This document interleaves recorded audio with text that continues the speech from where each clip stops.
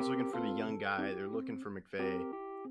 I think take a shot out Todd Bowles, get him a second shot at head coach, and see if he can do it. I don't think they will. If they don't have Anthony Davis, I'm saying it right now. If Anthony Davis is out for the playoffs, they don't make it out of the first round. It's crazy. And our kids will know how great Tom Brady is because he's going to be playing. Yes, it is 15.0%. That's what the Yankees brought Garrett Cole to do. He was a 6th-round pick. This is a fairy tale story that's being written in front of our eyes. People like to call them their JV team, and they just stole one of their better players. They didn't struggle against the Padres. The Padres didn't really put up a fight in most of the games. Jerry Jones, hope you're listening. Hi, I'm Landon Bowe, and you're listening to Outsiders Opinions with Kevin and Austin. What's up, y'all? Welcome to our NFL Opinions of the Week in Austin. It is finally here, the draft, where this might be...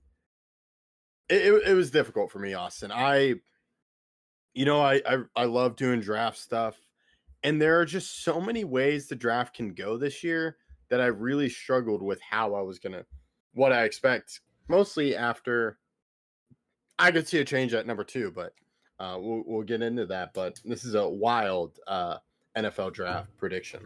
I think based on everything I've seen, 1 and 2 are pretty set in my opinion. I could be wrong. But I think 1 and 2 are pretty set based on everything I've seen from the Jets. Obviously, 1 has been set since the national championship. But in regards to the second pick, I feel 90% confident. After that, it goes down a couple levels and then down a couple levels and to the point where we're at 5. And honestly, I can see anything happening. So I'm excited for this draft. I don't know if this is the hardest draft we've ever done, but at least NFL-wise, this is the least confident I have ever been in my 32 picks of the first round.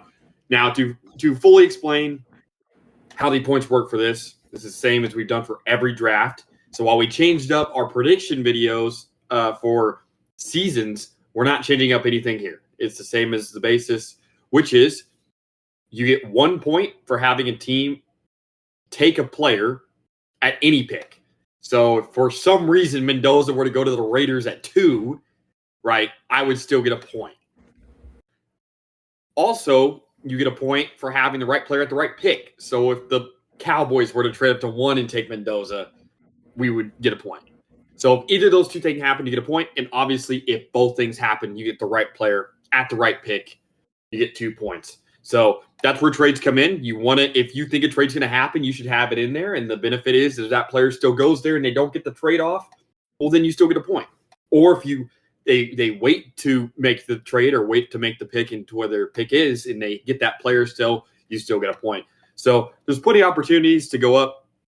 I don't expect a particularly high score between either of us, but I'm excited. And like I've talked about in the last couple predictions, I'm trying to catch up to you. So I spent long and hard trying to get this prediction down and right, but I'll start off with the first pick if you're good. Yeah, absolutely. That sounds great. Let's get it started. Raiders with the first pick take Fernando Mendoza, QB out of Indiana. I think this is a home run pick for the Raiders and a stabilizing pick for Clint Kubiak in the organization. Yeah, so I looked at some highlights of Mendoza, and he's fantastic. I know you can make an argument about who the best player is in this class, but the Raiders picking Mendoza, I would be shocked if he doesn't make it as a quarterback. I would really love to see him continue to do well, and just kind of because he looked fantastic at Indiana, especially in that national title game, could really be a stabilizing presence for the Raiders. So I understand why the Raiders take him, and I'd be shocked if they didn't take him. So now we go to the Jets at 2, and this one, you mentioned 90%. I like that. I feel like they go David Bailey with the edge. That's been a lot of common things. I think you can make arguments for other guys, but David Bailey, to me, I think is a great edge that should do well in the NFL. Yeah, Bailey's my second pick, and I think, like I said, 90% confident. He is the more surefire pick this year. Texas Tech had the best defense in college football last year, and even against Oregon, that they struggled in the game. If you watch the game, the defense was still dominant the entire night. It was just Tech's offense could not get anything going. Bailey's a great player. He doesn't have the high-end potential as my number 3 pick, which is Arvell Reese going to the Cardinals. I know you may have Jeremiah Love here. I've seen speculation about that. But I think Reese, because of his potential, the Cardinals had a very bad defense last year, and Reese has the potential to be the best player in this draft. So you have the Cardinals selecting Arvell Reese, correct? Yes. Okay. So I have Arvell Reese going number 3, but not to the Cardinals, who I have trading with the Miami Dolphins, and they take Arvell Reese. Okay, that's what you meant by you're going a little bit crazy. Okay, I'm interested. Because there have been rumors of the Cardinals trading out of that number 3, and I can see the argument for them just wanting to accumulate picks for next year, especially if they have a bad year and they can just really stockpile picks. But yeah, Arvell Reese to me is a great player, and I would understand if the Cardinals took him. I really would be surprised if Jeremiah Love went 3. I was curious to see if you would have him at 3. No, I don't think it makes sense for the Cardinals to take him at this point. Yeah, I agree. And It doesn't really fit the timeline. I wouldn't hate the Arvell Reese pick for them. I just think they would rather kind of focus on the future and the Dolphins' defensive coach. We saw it with D'Amico Ryans when he became the head coach with the Texans. That's true. But they also took a Will QB that year. Yeah, but and then they yes. traded up. But yeah, so that was my argument. But who do you have at 4? My 4 is I have so my first 4 picks. I have all the people saying, and this is where I have Jeremiah Love going. The Titans need offensive players for Cam Ward, and I think that this is where they go. Sure, they have Tyjae Spears. Sure, they have Tony Pollard. I think Jeremiah Love in this offense would actually be extremely, extremely beneficial for Cam Ward, and kind of I know they need wide receiver help. I think they address that second, third, maybe 4th round. They also need some O-line, but I think Jeremiah Love is that player that you can pair next to a young QB and help both of them create some offense for a Titans team that desperately needs it. I see the argument for that, and I wouldn't be shocked. But I have the Titans going defense, kind of following Robert Saleh. I have them selecting Sonny Styles. Okay. So now Who's your that gets 5? to 5. This is where I have Jeremiah Love going. With the trade, now they have 2 first-round picks. So where you can, quote-unquote, waste one on Jeremiah Love at 5, when you can still get a top 10 player. And it's still Joe Sheen, so I could see him kind of wanting. It would be a bad decision to do it based on that, but kind of going off the Saquon Barkley pick and not re-signing him. Do you think Harbaugh wants a running back? It's a good question. I think Harbaugh is okay with it because he has another top 10 pick. Okay, I have them going a different route. I have them taking Caleb Downs, the safety out of Ohio State. I think he goes 5. Caleb Downs, I know it's not the premier position that you normally would take a guy this high, but I truly think that he is one of the best players in this draft, and a player that is, if you think about the guys that Harbaugh drafted, like Kyle Hamilton, like I think that he wants a defense like the one that he had in Baltimore. And like I said, I see this being a Kyle Hamilton type of pick. Yeah, I can understand that point. Downs is a fantastic player, so I wouldn't be shocked if the Giants went there. It'll be a fun dynamic. Who do you have at 6? So at 6, I have a little bit of a surprise. I do have a trade up. I had the Cowboys picking at 6. I had them trading up to 6. Or were you going to say something? No, I there's been a lot of talk of them trading up, and I personally would not like that decision.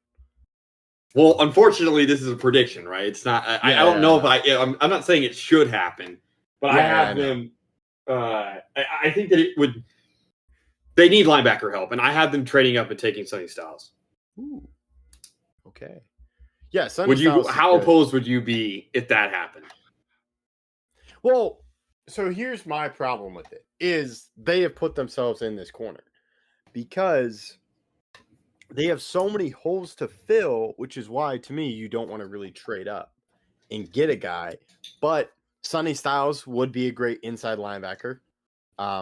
I know people are talking about like I'm pretty sure people are comparing him to Micah, correct? I've not- heard those comparisons, but I don't necessarily see it fully, at least in the Yeah. tape. But they do need a linebacker really bad. So if they're trading the first two to go get their guy, I wouldn't hate it. It's just I would rather use 2 versus 1, but they're in a very tough decision. So it's their fault. It's just I don't like the idea of because then they You'd wouldn't rather a second. have, what is it, 12 and 19, right? I would rather have 12 and 20, and then I would 20, trade 20. down. And then, but let's say they do this pick with the Browns and they get a second round pick, I would be okay with it. Okay. I haven't, that my trade was just for the Cowboys to give away their 2 Yeah, yeah. first. I haven't thought about what the rest of the package would look like on what the Browns would give them. I don't know if it would be a second round pick. I'm trying to think because the Browns second round pick is high too. It'd be the 6th pick in the second round. So, Or like if you get another third rounder, I I'd was be okay thinking with third. that. I think it was third. I'm fine with if that. Just as long as you're getting another pick, because if you're the Cowboys and that is You like, you do need to fill it. guys. Yeah. So while I see the argument for trading up, especially in not a great draft class, you go up, get it, and then you need a second guy. And I think there will still be some good finds that you can have in the third round. Yeah. I agree with that. So, what is your 6? So my 6 is the Browns staying there, and I have them selecting Reuben Bain Jr. From Miami. No concern about what happened earlier this month. Yeah, I know there's that. And there is also the arm length. I think some teams will look at kind of getting him in and just seeing what he can do. So I believe he stays and gets picked by them. Okay. Your 7? My 7 is Washington selecting Ohio State wide receiver Carnell Tate. You see, I've seen Carnell Tate go here in a lot of my mock drafts, but I don't think he's better than Jordan Tyson. So I that may be personal bias going into it, and we both have the same position going here, but I have Tyson going at 7. I can understand that. I think a lot of the kind of in the going towards Carnell Tate against what is against Tyson is his injuries over the past few years. I think a lot of guys are a lot of GMs may be scared of that. But I'm just concerned that Tate's never been the best wide receiver on his team in college. yeah, well, and I don't think he would be the best wide receiver. It would still be Well, but you still want, I think, an alpha player. If you're drafting a wide receiver at 7, right? I'd want an alpha archetype. Maybe not an alpha player immediately, but an archetype. I don't think Carnell Tate is an alpha archetype. Got it. Yeah. But they definitely are, to me, going to use this pick to address wide receiver. I don't see them going defense. Oh, yeah, no, I completely agree with that. Who's your 8? So 8, I went back and forth with this, and this is where I do have Carnell Tate going. I think that they're going to try to address their wide receiver inaptitude outside of Chris Olave and help their second-year QB that they feel extremely high about. I laughed. I'm sure you saw me smile because this is where I have Jordan Tyson going. I have the same thinking. Okay, And that's so yeah. And you and I, I love talking about the draft because I get to know, kind of see some guys. And this draft is so fun and hard to predict because I've seen an offensive lineman mocked to the Browns. Of course, there's been trades. But in my draft, I have it pretty offensive heavy to where some defensive guys are falling. But on Thursday, it could happen to where you see offensive guys go, you see all these defensive guys go first, then offensive guys are like Carnell Tate is available at 10 or 11 or 12. Same thing with Jordan Tyson. yeah, that totally makes sense. Who's your 9? My 9 is Mansour Delane going to the Chiefs. Okay. I don't know how to pronounce his last name, so forgive me for that. But it's Francis Oh, okay. Minigoa? I think so. Or Magoe? Monangai? No, not Monangai. That's the running back. It's like Mauiola or something like that. I apologize to him and his family for mispronouncing his name. You can attack me for that. I'm very bad at pronouncing names, but I think that they address tackle. I think that their holes on their O line are. I think that he will have tackle upside, and they need to address it after the changes they made this offseason. They need to protect Mahomes. Obviously, coming off, he's not going to have the same mobility this year. He should be back around week 1, week 2, but you need to protect him, and I think that's the route they go. Yeah, I see the argument for it. I know Francis is a interesting player because he has a herniated disc. So some teams, But didn't the Chiefs just do that basically? Yeah, I know they did that with Josh Simmons. Yeah, so I don't know if that's necessarily a concern for them. I think if there is a team that will take him that high. Impact player now. Yeah, and I think he would be. Okay, yeah. So there are some glaring holes they need to fix, which is why they have 2 picks. What do you have the Giants doing at 10? So at the Giants at 10, I went back and forth. I had them taking, so I have back-to-back O-linemen going. I have Spencer Fano going here. Okay. So you and I end up having the same pick. You talked about Caleb Downs really fitting the Harbaugh type. I agree with you. I just feel he feels comfortable to wait for 10, and that's where I have Caleb Downs going to the Giants at 10. I don't know if I would have Downs falling that far if he didn't go 5. I'd have to think about it. I really would, but I think the Chiefs would probably take him at 9. Yeah, it's. I think if Downs is there at 9, the Chiefs go. I think for the Chiefs, I can see the argument for Downs, but to me, Delane is the best cornerback immediately. Jermon McCoy, I know I've told you about him. He's great, but he's dealing with a lot of injuries. So I could see them just seeing we're going to go get Delane because he's the best corner. Get that. So now at 11 is this is the Dolphins Cardinals trade. They swap picks and then there's other picks happening.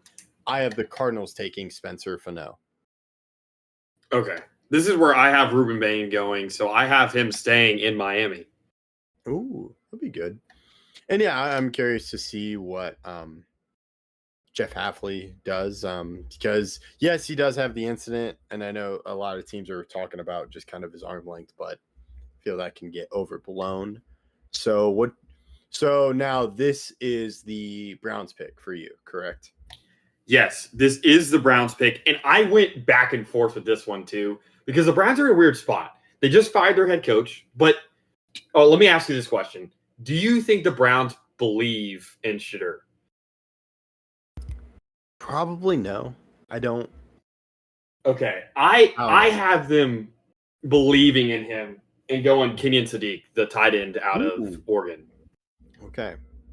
I don't know. That's a really tough read for me with the Browns. Just kind of what they're doing. So but we know they're not going to have Njoku next year. I know they do have Harold Fannin, but I think that this Kenyon Sadiq is such a anomaly that I think if you were to have 2 tight ends like that, and we've seen that before, Rob Gronkowski and he shall not be named. We've seen dominant tight end duos, and I think the Browns go for that because they will set up a very, I think, well-depth passing environment. I mean, 2 tight ends. I mean, this also kind of reminds me of what the Raiders did recently with Michael Mayer and I know whatever you're his name talking is. about. I can't think of his name. Brock Bowers. And it also, the two tight end set also helps you in the run game. So and having them both be very capable vertically is, I think, a benefit that most teams can't exploit. Yeah, Kenyon Sadiq is a really interesting player, and I'm seeing you've talked about tight ends. I'll get to him in just a moment, but this is kind of my hope influencing my prediction, but there is reasoning behind it. I have the Jets trading up with the Cowboys to take Mekhi Lemon at wide receiver. And to me, the Cowboys, I feel like the Jets want to go wide receiver. They got defense with their number 2 overall pick. Really want to help set a better offense. You have Garrett Wilson, then you can put Mekhi Lemon with him, and they would want to get above the Rams, who they might think take Mekhi Lemon. Yeah, I don't have the Rams taking a wide receiver. I have them taking Monroe Freeling. Oh, okay. I have them going online. I have them going Kenyon Sadiq. I could definitely see that happening. He doesn't. I probably would have that happening if I didn't have him off my board. Yeah, and that's where they're good defensively, they're good offensively. This is a really fun pick for them that they could use. So I see them doing that, going offensively. And you have Devontae Adams for another year. Then, of course, you have Puka Nacua, but Kenyon Sadiq would add a very nice tight end threat to that offense. Yeah. Going to it's 14, right? Yes, 14. This is where I have Mekhi Lemon. They've lost their head coach to the Giants. They fired him. So mutual, whatever, they fired him. But you want to show confidence in Lamar. And what better way to do that than to actually invest in a wide receiver that is going to help him? So, talking about that, I go offensive line for investing in that. I have Olave Oina, guard. The one out of Penn State? Yeah, Penn State, yep. Okay. I think Lamar is tired of not getting talented guys around him that are wide receivers outside of Zay Flowers. I can see that point. And I wouldn't hate it either. The Ravens are in another tricky spot, which is where it gets hard to predict because a lot of teams could go either way, especially with no glaring obvious player in the later rounds or later picks in the first round. Okay. Who do you have at 15? 15, I have the Tampa Bay Buccaneers going Akeem Mesidor from Miami. He is older, which I could see them seeing him as an impact player and immediately helping them win games. So that's why I have him going to Tampa Bay. I have the Eagles trading up with the Bucs and taking Mansour Delane. Ooh, dang. I would really hate that because I love Mansour Delane. I think he's fantastic. I think that they see him falling, and their defense was good last year, but not as good as it has been in the past. And they try to add to their secondary after Darius Slade is retired. Yeah, dude. Man, Delane would be fantastic. And that would really hurt me. So now this is where I have the Cowboys picking. After the Jets traded up, I have the Cowboys taking Kendrick Folk. He's the edge from Auburn. He's 20 years old. It seems like a lot of people are talking about the Cowboys drafting Folk, and he seems young, where I could see them kind of arguing like, okay, we really want to build this defense around a young guy, let him develop with our young coaches. So it does solve the problem at edge, but I don't know if it immediately solves it. Okay. We're at 16. We're the Jets. Yeah, I have them taking the tackle Caden Proctor. Ooh, okay. I can see that, investing in O-line again. I have Proctor going at 17 to the Lions after they release Taylor Decker. Okay. So we're close on some of these guys. So with him off the board, I had them taking the guy out of Penn State. Aliva Vega Island. Yeah, I don't know how to say his name. I apologize. Yeah, I can't either, so I don't blame you. So yeah. Now where do you have the Vikings going? So the Vikings are a team that they need help, I think, on both sides of the ball, but I have them going KC Conception, the wide receiver. Ooh, okay. Wow, adding another wide receiver. I don't think that what is his name? Why am I Jordan Addison? I don't think Addison stays. Wow. I think Addison gets traded. Ooh. Dang. That would be interesting.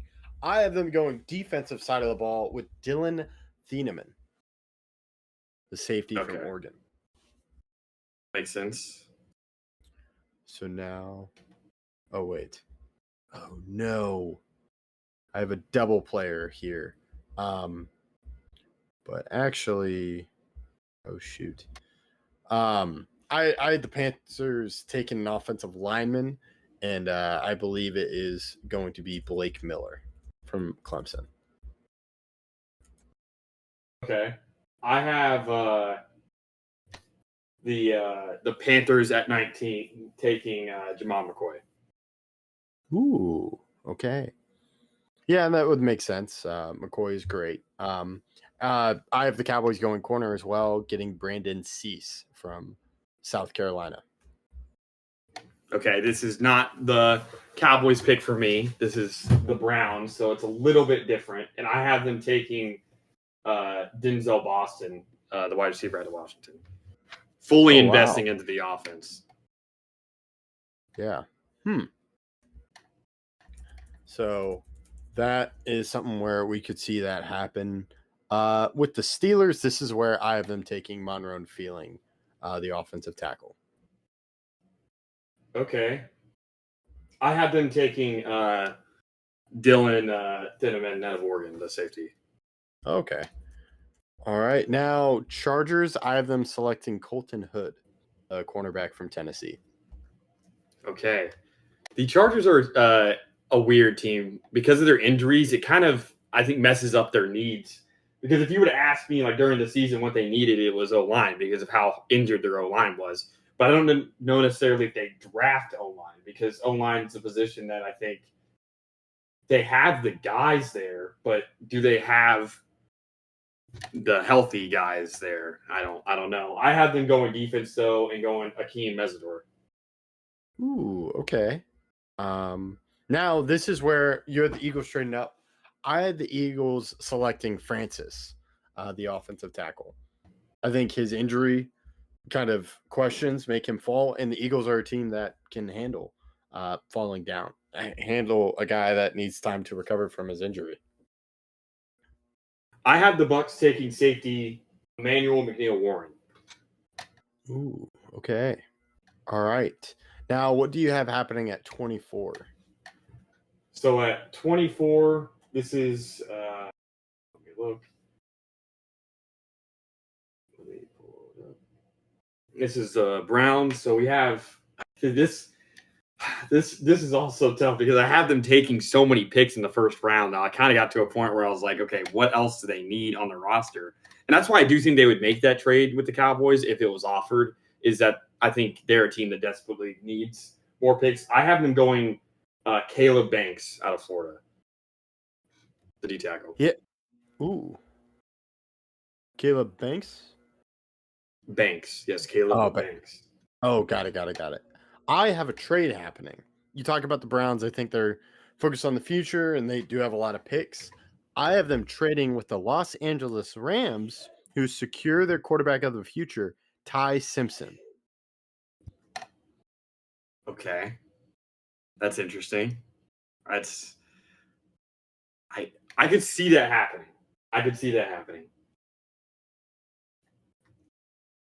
Yeah. So we'll have to see. But now what do you have the Bears doing? Bears, another team that I think are a little bit in a weird spot because they, I think, looked really good last year, but they weren't as dominant as they probably needed to be. Now the question is, do they add offensively or defensively? I think that's the bigger question I have for them. I have them going Chris Johnson, the corner out of San Diego State. All right. Yeah, the Bears are a tricky pick. I could see them going corner. I have them going linebacker, and I have them selecting CJ Allen. Okay. What do you have happening at 26? So at 26, this is where I have the Bills selecting wide receiver and selecting Casey Concepcion.